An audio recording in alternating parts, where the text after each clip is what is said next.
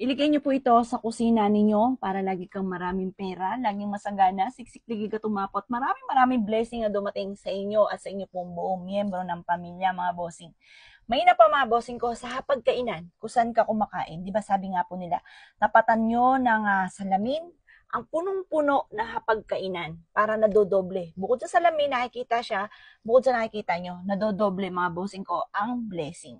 Ngayon pa mga bossing, yung inyo pong wallet na maraming pera, tapatan nyo ng salamin po yan, lagyan nyo ng salamin, pero wag mo lalagyan yung wallet ninyo or lamesa ninyo ng salamin nang talagang totaling walang nakalagay mga bossing or walang laman na pera dahil nadodoble ang kahirapan. O, mga boss, nilinaw ko lamang po mga bossing ko ha, dapat ganon. Ngayon pa mga bossing ko, eto naman, ano ang dapat ninyong inilalagay sa inyong hapagkainan na huwag ka magpapawala para lagi kang magiging mapera. Unang-una mga bossing ko, asin. Kailangan sa isang mangkukan, mga boss, ay meron kang asin. Tapos, lagyan nyo po ito ng bawang. Yan. Kailangan yung bawang, pisil-pisilin nyo. Kailangan matigas siya. Huwag kang maglalagay ng bawang na tuyo na. Kasi ibig sabihin, marami na rin siya mga nahigop na negative energy at saka wa-effect na po yan kasi tuyo na po siya.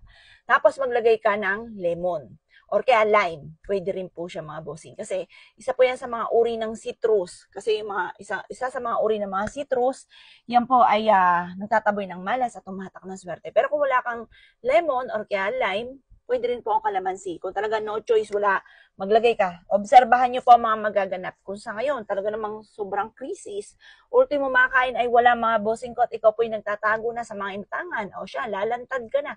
Dahil mas magiging masagana ang inyo pong pamumuhay matapos yun po itong gawin. Pero syempre mga boss, sipag at syaga ha, baka naman magpaupo-upo ka na lang. Pagtapos mag-aantabay ka na magkakaroon ka ng pera. Hindi ganon mga boss. Kumbaga yan, tugma-tugma po yan. Kailangan mo ng pera, kumayod ka, magtrabaho ka. Kaso nga lang, hindi pugit masipag at matyaga ka, hindi ka na maubusan ng pera. Kaya dyan papasok ang mga pampaswerte. Kailangan may pantaboy tayo ng malas para tuloy-tuloy or kaya nakikita natin ang ating pagiging masipag. Kasi minsan, kahit anong gawing kayod ay sa ulat-wala, hirap at hirap pa rin. O, gawin po natin ito mga boss at kayo mismo ay magpapasalamat sa pampaswerte na tinuturo ko po sa inyo.